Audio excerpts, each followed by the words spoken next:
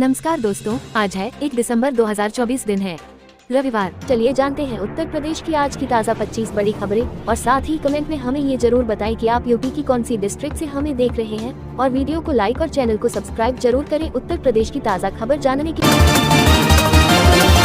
संभल violence, Akhilesh बोले भाजपा की नाकामी है। संभल हिंसा, मृतकों के परिजनों को 5-5 लाख रुपए देने का ऐलान। समाजवादी पार्टी ने ऐलान किया है कि संभल हिंसा में मारे गए मृतकों के परिवारों को पार्टी 5-5 लाख रुपए मुआवजा के रूप में देगी।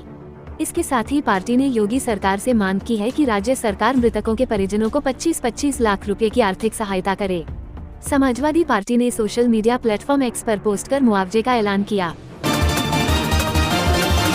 वंदे भारत एक्सप्रेस को टक्कर देने आ गई हाइड्रोजन ट्रेन, इतनी होगी स्पीड, उड़ जाएंगे होश।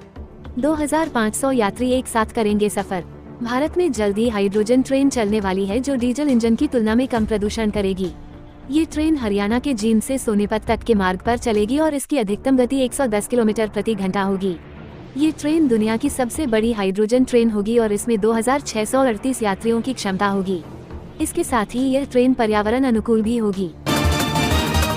नोएडा, 32 लोगों ने हजारों लोगों से करोड़ों ठगे, बनाई टूर पैकेज की फर्जी कंपनी। कर्नाटक पुणे से शिकायत पर हुआ खुलासा। नोएडा में छुट्टियों के टूर पैकेज के नाम पर धोखाधड़ी करने वालों का भंडाफोड़ किया है। पुलिस ने 32 लोगों को गिरफ्तार किया है। ये लोगों को हॉलिडे टूर पैकेज की बुकिंग कराते थे, फिर पैसे लेकर गायब हो जाते। लोगों को कोई जवाब नहीं देते थे। जानिए कैसे ये कंपनी लोगों को ठग रही थी और क्या है पूरा मामला। ऋषभ पंत ने हादसे के बाद मदद करने वाले युवकों को दिया तोहफा, गिफ्ट देखकर खिले चेहरे। विकेटकीपर बल्लेबाज ऋषभ पंत ने 2 साल पहले एक कार दुर्घटना में उनकी मदद करने वाले 2 युवकों को उपहार में स्कूटर दिए हैं। ये हादसा दिसंबर 2022 में दिल्ली देहरादून हाईवे पर हुआ था। पुरकाजी के गांव बुच्छा बस्ती निवासी रजत और निशु ने ऋषभ पंत को अस्पताल पहुंचाने में मदद की थी। ऋषभ पंत ने उनकी मदद के लिए आभार व्यक्त करते हुए उन्हें स्कूटर भेंट किए हैं। चैंपियंस ट्रॉफी में हाइब्रिड मॉडल अपनाने को तैयार पाकिस्तान, आईसीसी के सामने रखी ये बचकानी शर्त। पाकिस्तान क्रिकेट बोर्ड ने अंतर्राष्ट्रीय क्रिकेट परिषद को बताया है कि यदि भारत में आईसीसी आयोजनों के लिए भी यही नीति अपनाई जाती है तो बोर्ड आगामी चैंपियंस ट्रॉफी के लिए हाइब्रिड मॉडल को स्वीकार करने के लिए तैयार है। इसके अलावा पाकिस्तान बोर्ड इस मॉडल को स्वीकार करने के लिए वार्षिक राजस्व चक्र में अधिक हिस्सा भी चाहता है। महाकुंभ 2025, महाकुंभ 2025 में आएंगे सभी राज्यों के सीएम और गवर्नर, योगी सरकार का फैसला। प्रयागराज महाकुंभ 2025 को वैश्विक स्तर पर बढ़ावा देने के लिए योगी सरकार देश भर में रोड शो करेगी। मुख्यमंत्री योगी आदित्यनाथ सहित सभी मंत्री अलग अलग राज्यों में जाकर महाकुंभ का निमंत्रण देंगे। कई मंत्री विदेश भी जाएंगे। दिसंबर से मंत्रियों के रोड शो का कार्यक्रम शुरू होगा। महाकुंभ के माध्यम से सरकार प्रदेश की अलग पहचान स्थापित करना चाहती है। यूपी के इस शहर में 1.25 लाख लोगों को मिलेगी निर्बाध बिजली। 10 करोड़ से अधिक की लागत से तैयार हुआ उपकेंद्र। प्रयागराज के बेली उपकेंद्र से जुड़े उपभोक्ताओं के लिए बड़ी खुशखबरी है। अब उन्हें बिजली की ट्रिपिंग और लो वोल्टेज की समस्या से निजात मिलने जा रही है। 10 करोड़ से अधिक की लागत से तैयार न्यू बेली उपकेंद्र 5 दिन के भीतर चालू हो जाएगा।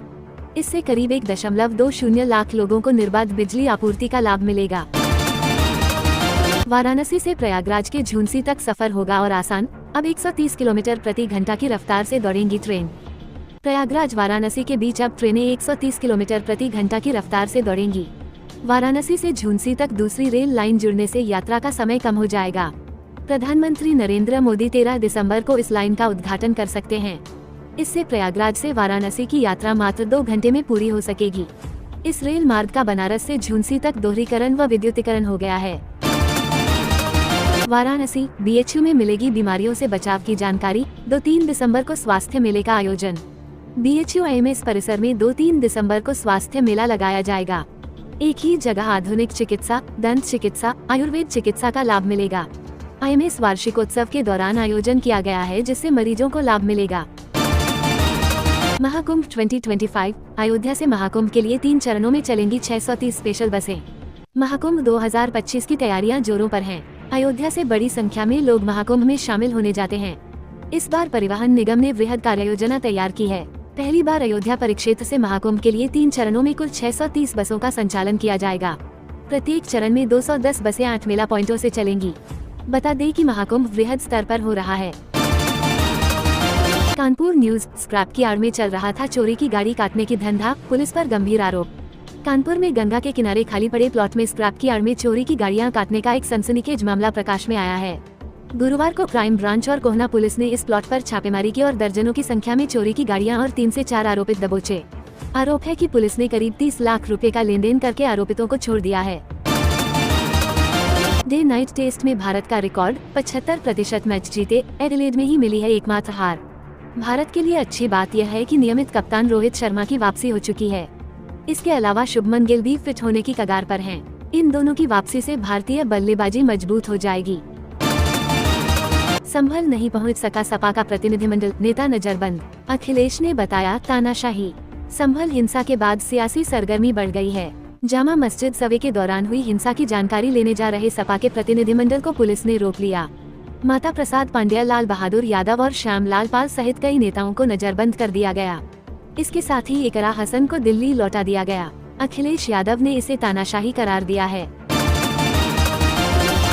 संभल हिंसा को लेकर ये क्या बोल गए राकेश टिकैत। गन्ना मंत्री के बयान पर भी दी तीखी प्रतिक्रिया। भारतीय किसान यूनियन टिकैत के राष्ट्रीय प्रवक्ता चौधरी राकेश टिकैत ने कहा कि संभल जैसी घटनाएं देश में और भी होंगी, क्योंकि ये वोटों की राजनीति की वजह से हो रही हैं। उन्होंने कहा कि सरकार जीएम सीड्स लाकर फसल और नस्ल बर्बाद करना चाहती है। उन्होंने ये भी कहा कि किसानों का समस्त कर्ज माफ होना चाहिए और एमएसपी गारंटी कानून देश में लागू होना चाहिए। सांसद अफजाल अंसारी समेत 6 बरी, एसडीएम कार्यालय में तोड़फोड़ मामले में 23 साल बाद आया फैसला। गाजीपुर में सपा के प्रदेश बंद कार्यक्रम के दौरान एसडीएम मोहम्मदाबाद के कार्यालय में तोड़फोड़ करने के मामले में सांसद अफजाल अंसारी समेत 6 लोगों को शनिवार को दोषमुक्त कर दिया गया। यह फैसला मुख्य न्यायिक मजिस्ट्रेट एमपीएमएलए स्वप्नानंद की अदालत ने सुनाया। मुकदमे की सुनवाई 23 साल चलने के बाद फैसला आया। अभियोजन पक्ष अफजाल अंसारी सहित उक्त 6 लोगों पर लगे आरोपों को साबित नहीं कर सका। पैक जवान निकला लुटेरा, टिशनबाजी के चक्कर में बाइक लूटी, 4 दोस्तों को भी किया शामिल, ऐसे धरे गए। शामली पुलिस ने पूर्वी यमुना नहर पर पिटाई कर बाइक लूटने वाले 4 आरोपितों को गिरफ्तार किया है। इनमें से एक 44वीं वाहिनी पीएस बड़ी का जवान है। पुलिस ने आरोपितों के कब्जे से लूटी गई बाइक और घटना में इस्तेमाल की गई कार बरामद की है। आरोपितों ने पहले पार्टी की थी और उसके बाद इस घटना को अंजाम दिया था। कुवैत का फर्जी वीजा बनाकर ठगी करने वाले 3 गिरफ्तार, दुबई में बैठा है गिरोह का मास्टरमाइंड। उत्तर प्रदेश के बलरामपुर में पुलिस ने एक फर्जी वीजा बनाने वाले गिरोह का भंडाफोड़ किया है। पुलिस ने 3 आरोपियों को गिरफ्तार किया है, जिन्होंने कुवैत जाने के लिए फर्जी वीजा बनाकर लोगों से 5,35,000 रुपए ठगे थे। गिरोह का मास्टरमाइंड दुबई में है और पुलिस उसकी गिरफ्तारी के लिए कार्रवाई कर रही है। नेपाल में पशु बलि रोकने के लिए सीमा पर निगरानी, चप्पे चप्पे पर सुरक्षा बल तैनात। नेपाल के बरियापुर बारा में होने वाले गधीमाई महोत्सव में जानवरों की बलि की प्रथा को रोकने के लिए नेपाल सरकार ने सीमा पर निगरानी बढ़ा दी है। 2019 में हुए महोत्सव में 2.5 लाख से अधिक पशुओं की बलि दी गई थी। नेपाल के सर्वोच्च न्यायालय ने इस प्रथा पर रोक लगाने का आदेश दिया है। भारत से पशुओं की तस्करी रोकने के लिए सुरक्षा एजेंसियां सतर्क हैं। यूपी उपचुनाव की जीत से गदगद सीएम योगी ने कह दी बड़ी बात, इशारों में अखिलेश को सुनाई खरी खरी, बोले वे बस। मुख्यमंत्री योगी आदित्यनाथ ने भाजपा प्रदेश मुख्यालय में उपचुनाव जीतने वाले नवनिर्वाचित विधायकों का अभिनंदन किया। उन्होंने कहा कि टीम भावना और एकजुटता के साथ काम करने से असंभव काम भी संभव हो जाता है। योगी ने विपक्ष पर निशाना साधते हुए कहा कि उपचुनाव में भाजपा को मिली प्रचंड जीत से विपक्ष भयभीत है। उन्होंने कहा कि यह जीत भाजपा की रणनीति और कार्यकर्ताओं की मेहनत का परिणाम है। उत्तर प्रदेश में मुफ्त दाखिले की सीटें बढ़कर अब 6 लाख से ज्यादा हुई, आज से शुरू होंगे एडमिशन। उत्तर प्रदेश में शिक्षा का अधिकार अधिनियम आरटीई के तहत गरीब परिवार के बच्चों को निजी स्कूलों में मुफ्त दाखिले का मौका मिलेगा। इस बार 6,871 नए विद्यालय जोड़े गए हैं और 78,065 सीटें बढ़ी हैं। 1 दिसंबर से प्रवेश प्रक्रिया शुरू होगी। अब कुल 62,871 स्कूलों में प्रवेश का मौका मिलेगा।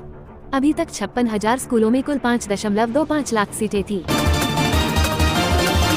यूपी में जाते जाते नवंबर दिखा रहा रंग, तेजी से बढ़ा रही ठंड। उत्तर प्रदेश में तेजी से मौसम बदल रहा है। नवंबर के दूसरे पखवाड़े में गोरखपुर में ठंड ने अपना रंग दिखाया है। बीते 10 दिनों से लगातार औसत से कम रिकॉर्ड हुआ न्यूनतम तापमान इसका प्रमाण है। आंकड़ों के अनुसार नवंबर के दूसरे पखवाड़े में बीते 4 वर्ष का सर्वाधिक कम न्यूनतम तापमान रिकॉर्ड हुआ है।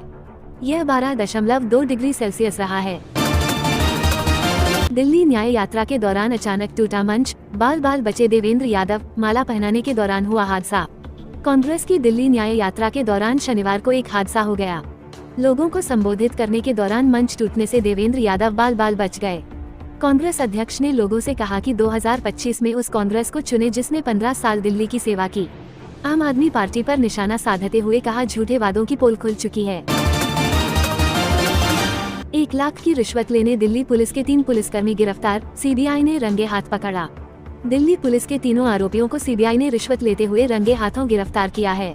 आरोपियों ने सट्टेबाजी जारी रखने के लिए शिकायतकर्ता से 2.5 लाख रुपए की रिश्वत मांगी थी। रिश्वत न देने पर आरोपियों ने शिकायतकर्ता और उसके बेटों को झूठे मामलों में फंसाने की धमकी दी थी। सीबीआई मामले की जांच। भारत ने लगाई जीत की हैट्रिक, चीनी ताइपे को 16-0 से रौंदा, सेमीफाइनल में मारी एंट्री। गत चैंपियन भारत हॉकी टीम ने शनिवार को चीनी ताइपे को एकतरफा मुकाबले में 16-0 से रौंदकर junior Asia cup hockey tournament के सेमीफाइनल में जगह बना ली। भारत के लिए दिलराज सिंह 17वें, 40वें, 42वें, 57वें मिनट में 4 गोल, जबकि रोशन कुजूर 23वें, 32वें, 42वें मिनट और सौरभ आनंद कुशवाहा 20वें, 28वें, 58वें मिनट में गोल दागे। गेम चेंजर साबित होगा वक्फ संशोधन बिल, इसमें महिलाओं और जरूरतमंदों के हक का प्रावधान। प्रो अख्तर, वक्फ संशोधन बिल एक गेम चेंजर साबित होगा। इसमें मुस्लिम महिलाओं और जरूरतमंदों के हक का प्रावधान है। सरकार ने संशोधन विधेयक को वक्फ संपत्तियों के रखरखाव में लापरवाही, जवाबदेही का अभाव, भ्रष्टाचार के साथ ही संपत्तियों को लेकर विभिन्न राज्यों में चल रहे आंतरिक विवादों को दूर करने की कवायद बताया है। जानिए प्रो अख्तर से इस बिल के बारे में विस्तार से। तो दोस्तों, ऐसे ही खबरें जानने के लिए हमारे चैनल को सब्सक्राइब जरूर करें, साथ ही वीडियो को लाइक करना ना भूलें।